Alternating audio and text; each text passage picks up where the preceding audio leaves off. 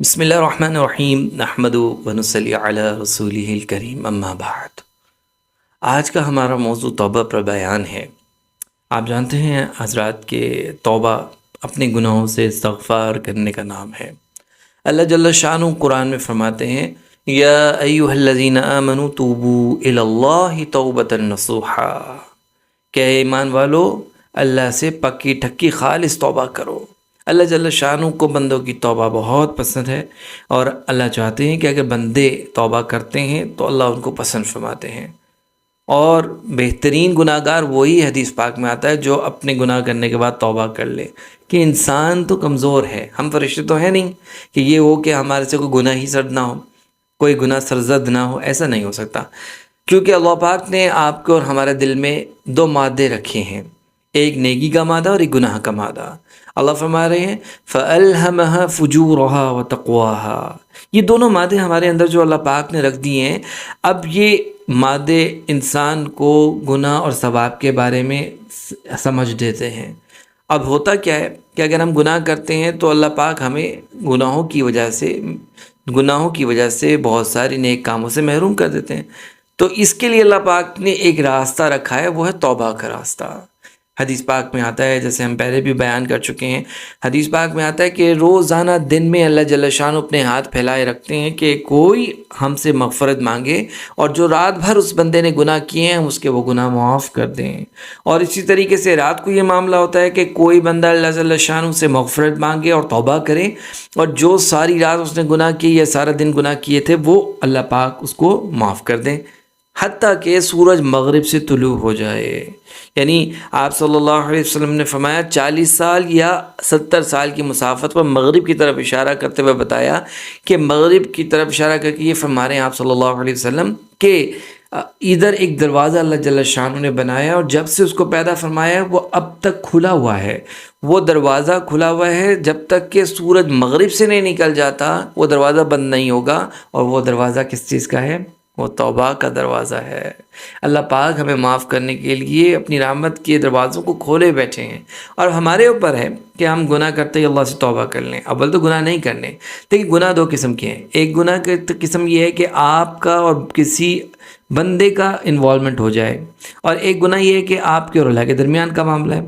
یعنی ایک انسان اگر تنہائی میں کوئی گناہ کرتا ہے، وہ گناہ جو اپنی ذات کے اعتبار سے ہے، اس میں تو بندہ اور اللہ جل شانہ کی انوالومنٹ ہے، کہ اب ایک گناہ ہے یہ جو کہ بندہ کرتا ہے جس کے اندر دوسرے لوگ انوالو ہیں، اس کے لیے 4 کام کرنے پڑتے ہیں، اور جس میں بندہ اور اللہ انوالو ہے اس کے لیے 3 کام کرنے پڑتے ہیں۔ علماء فرماتے ہیں کہ ایک تو اس کے لیے توبہ کرنی پڑے گی، اور اس گناہ سے مغفرت مانگنی پڑے گی کہ آپ اس گناہ کی طرف نہیں جائیں گے اور اللہ جل شانہ سے پکی ٹھکی توبہ کریں گے۔ اور اگر آپ کوئی بندہ انوالو کر لیتے ہیں اس کے اندر، اور پھر اس میں آپ کو عزم کے ساتھ ساتھ یہ بھی کرنا پڑے گا کہ اس بندے کو، اگر آپ نے اس کا مال کھایا ہے تو اس کو مال آپ کو واپس کرنا پڑے گا۔ اگر آپ نے اس بندے سے، اور آپ نے اگر ایسا کوئی گناہ کیا جس میں اس بندے کی غیبت کی ہے یا اس پر بہتان لگایا ہے، تو بہتان کے لیے اپنے آپ کو سزا کے لیے پیش کرنا پڑے گا، اور غیبت کے لیے اس سے معافی مانگنی پڑے گی۔ یعنی وہ اس میں، وہ گناہ میں اس بندے کو انوالومنٹ شامل ہو گئی ہے نا۔ اب وہ بندہ بھی معاف کرے گا تو پھر گناہ پورا معاف ہوگا، ورنہ یہ ہے کہ گناہ کی معافی ادھوری رہ جائے گی۔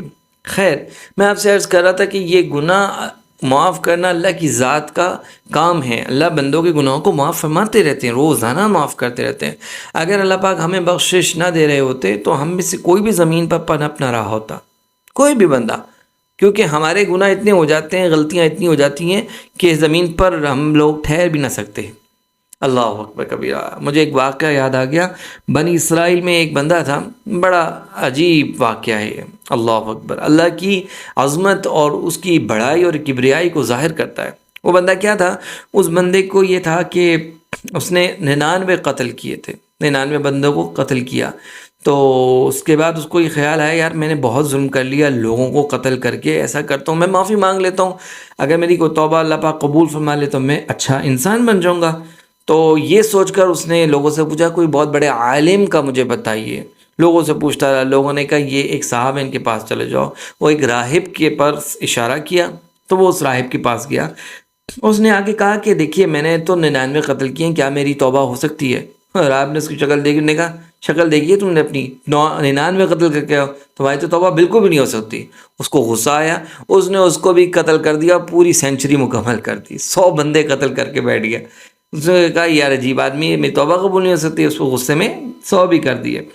اب اس کو دل میں کسک اور پریشانی تو تھی کہ یار میں یہ کام صحیح نہیں کر رہا، تو اس نے کہا اچھا کیا کروں۔ پھر لوگوں سے پوچھا کہ کوئی بڑے عالم کا مجھے بتا دو جو میں اس سے جا کر اپنی اصلاح کروا لوں، یہ پوچھوں کہ میری توبہ ہو سکتی ہے کہ نہیں۔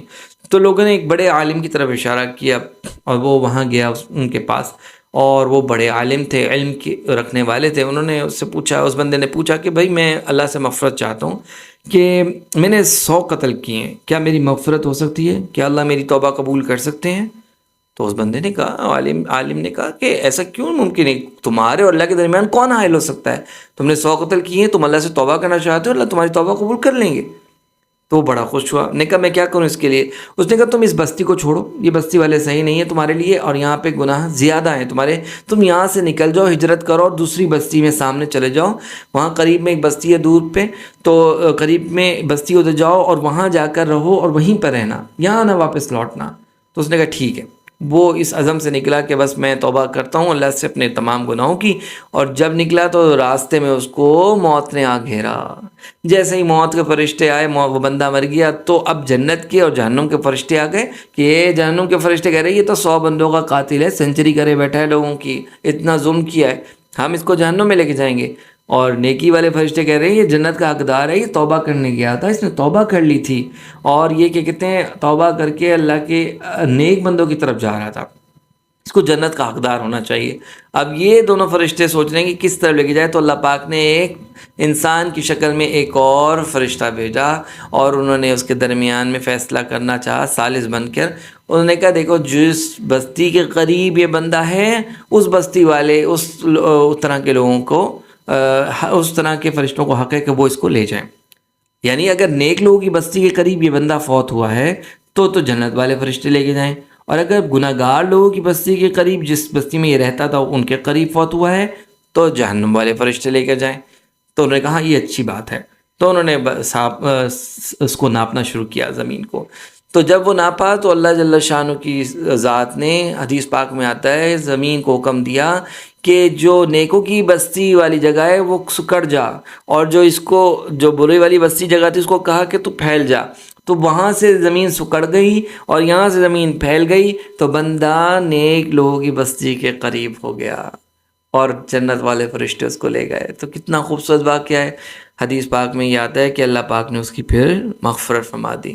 تو آپ اور ہم کس لیے بیٹھے ہوئے ہیں؟ ہمیں تو توبہ کرنی چاہیے اللہ سے، اللہ جل شانہ کی طرف رجوع کرنا چاہیے، اللہ کی طرف پکی ٹھکی توبہ کرنی چاہیے۔